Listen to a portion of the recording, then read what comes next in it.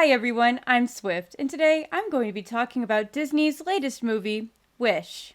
Fox and I just saw this last night, and I'm not gonna lie, it was rough. It was technically better than we expected, but it was still very, very bad. I was already nervous about Wish, and honestly have been since the character reveals.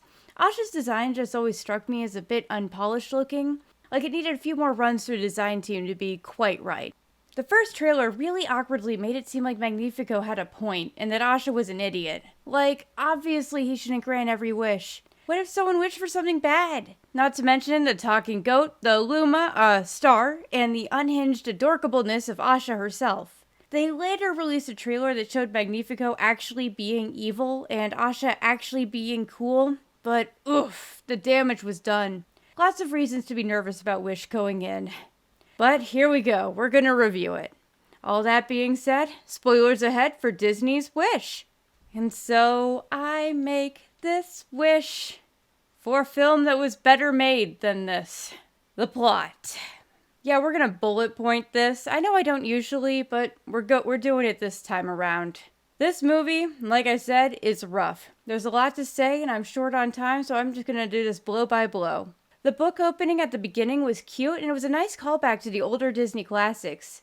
That's about one of the only nice things. The pacing in this movie is super weird, and it frequently feels like we're being jerked back and forth from slow bit to fast bit to slow bit. The whole movie takes place across a couple days, and literally can be summed up as 3 eventful trips to Magnifico's office.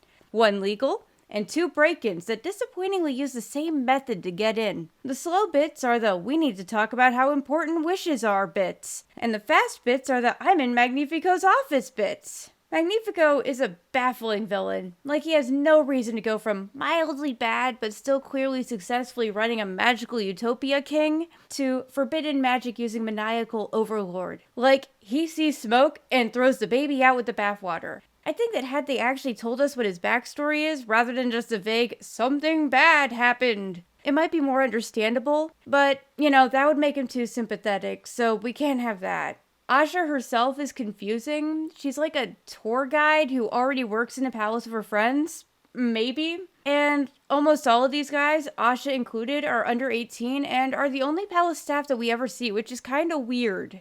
It's been said that she's adorkable, and it is true. Only, unlike Anna or Mirabelle, where being a dorky girl is just natural and part of their character, for Asha it's like she just stops and suddenly remembers she has to do something dorky before she's allowed to do anything else, and then she proceeds to do the most cringe thing you have ever seen. Because she's so quirky! Then the only other character of note is Magnifico's loyal wife, Amaya, who, surprise, turns on her husband when he turns evil and then helps the heroes in a nondescript, safe sort of way. The base premise of this movie is extremely flawed and falls apart if you think about it too hard. Like, the whole time, you're kinda like, yeah, the Lost Dreams thing is a drag, but Magnifico kinda has a point. You can't grant bad wishes, Asha, and it was kinda rude of you to ask him to grant your Sapa's wish anyways. And what if, even if I forget my wish, I accidentally accomplish it anyways? Does it go away? Or is it just physically impossible for me to accidentally accomplish my wish? And also, if people are sad about their wishes, why is Rosa's a veritable utopia? There's also this betrayal guy, and because he looks like Hans, it's really not that much of a surprise when he, goes turncoat on them all. Magnifico has this wildly unsubtle Chekhov's gun of a magic book in his office for some reason. He explains it as, "You never know if you'll need it," but it's literally the evil book of evil and it's just sitting there in plain view. No idea how he got it. His defense system is never used except to show how adorkable Asha is. Star and the Goat both do basically nothing, and I am positive that if we got the concept art Jack Frost meets the Collector's Star that we deserved, we would have had a much better movie. And then the ending was super lame and made no sense. Why didn't Magnifico just lie and be all, "Don't worry everyone, I saved your wishes from the evil Star and Asha"? I guess at that point he'd fully snapped or something. Forbidden Magic Man, not even once. Good thing it can be defeated with a hopeful sing-along. The music. I really want to know why Alan Menken and Lin-Manuel Miranda weren't on this film. Really badly. Hey, it's the 100th anniversary movie, and it's going to be an homage to classic princesses and Disney in general. Should we get our most famous classic song guy? Or the more modern famous song guy? What about the people from Frozen? No? Can't? It's probably because the first two were working on the Little Mermaid live action during this time. And as for the Frozen people, it looks like they were doing a TV show called Up Here that was canceled after one season. So I guess they weren't available. Well, surely they can pick a good replacement. A pop songwriter. An inexperienced pop songwriter who has never done anything on this scale before. I feel for Julia Michaels. Like, Disney really threw her right into the fire. Like, we're talking she writes top 40 singles. She doesn't write full-length movie musicals, much less Disney's 100th anniversary movie musicals. Except she got hired for this one. Bless her soul. The songs are lame. The lyrics desperately want to sound like Lin-Manuel's, but are so terrible and nonsensical that they hurt.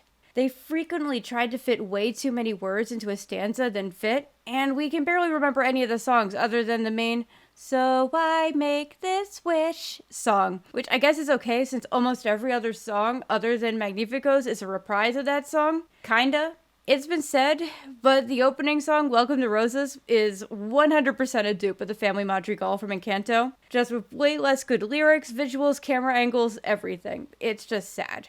And then the imagery to go with the songs wasn't even that great. Like, there was no metaphorical imagery, only poorly choreographed literal happenings. And then the singers are also underutilized. Like, Chris Pine is a good singer. He is easily the best singer in the movie. And his two songs do not highlight his strengths, and I feel like they were not written with his abilities in mind. Like, they have him talk singing, which is something that would not have happened if Lynn or Alan Menken were the songwriters. Both of them write songs that are designed for the singer who is meant to sing them.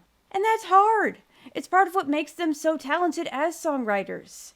I think this is the first time in a while after an animated Disney musical that I'm not going to buy the soundtrack. Like, I bought Encanto, Frozen, Moana, Tangled, all of them immediately after seeing their movies. But I won't be doing that for Wish.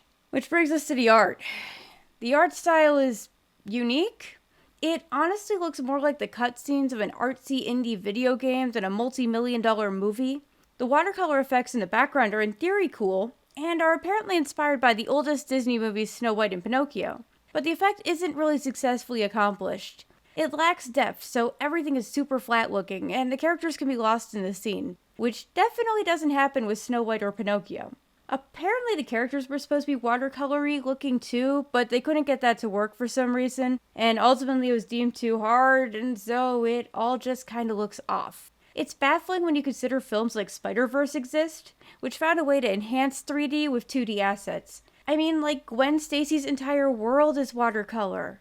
Asha's design is pretty meh for a princess contender, and let's be real, they totally want her to be a princess. And like, I can see what they were going for with the historical inspired dress and the fairy godmother color scheme. Her braided hair is super cool and I love it, but like, no matter what, with the long straight black hair that's tucked behind one ear and the thin framed purple dress, Asha looks like the budget version of Issa from Encanto. Any and all patterns on her dress are the Rosa Rose, from the trim on the bottom of her skirt to her earrings. Which, since we know she works as a tour guide, maybe it's uniform? I don't know, it just seems kinda lazy. Then at the end of the movie, there's a moment where Asha's hair gets all glittery and you'd think she's going to get a pretty, sparkly princess dress, but she doesn't.